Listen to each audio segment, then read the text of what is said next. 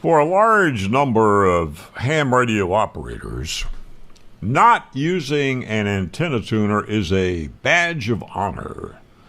It's a secret handshake into an elite club. They believe it puts them on a higher level than other hams who use reactive multi-band antennas which require a tuner.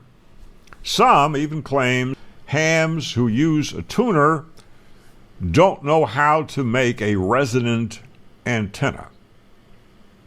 So let's examine this. Are they correct, or do they believe myths?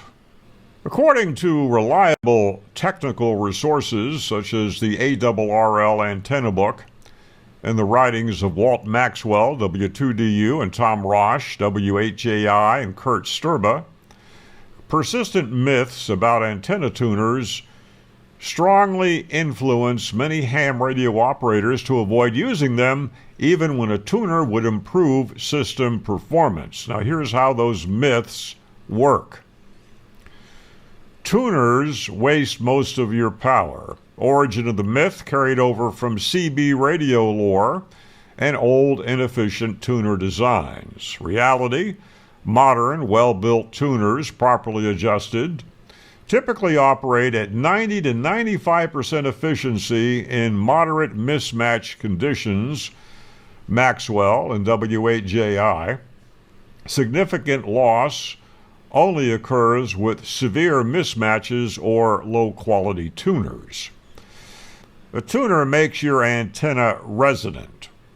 Now, what do we mean by that? Reality, a tuner does not change the physical resonant frequency of the antenna. It simply matches the impedance at the transmitter to 50 ohms.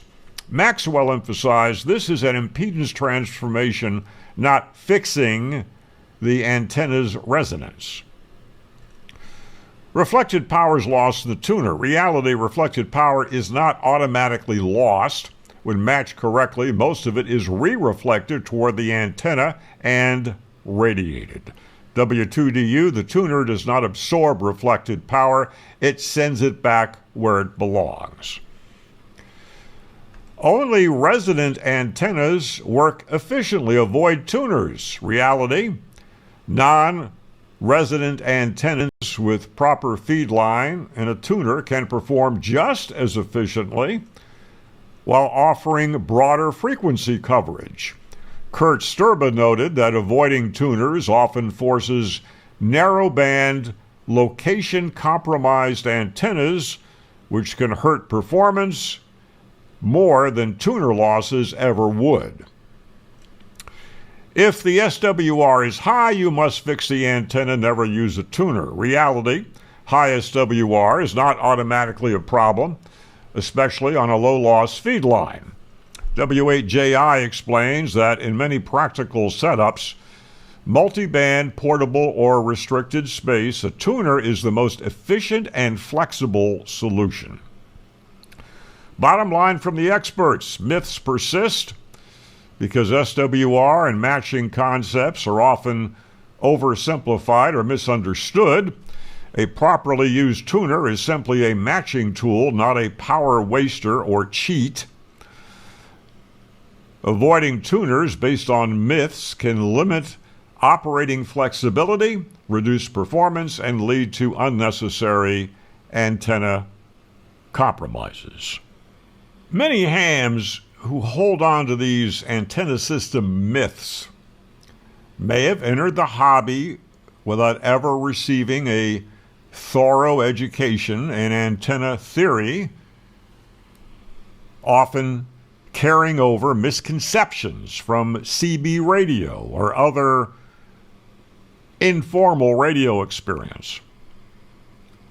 And unfortunately, today's licensing exams don't always require deep technical understanding, so these ideas persist. Now, in upcoming videos, we'll continue cutting through the myths by drawing on proven science, authoritative references, and the expertise of accomplished, respected engineers who are also experienced ham radio operators. Consider subscribing to this channel, ring the bell for updates, and 73.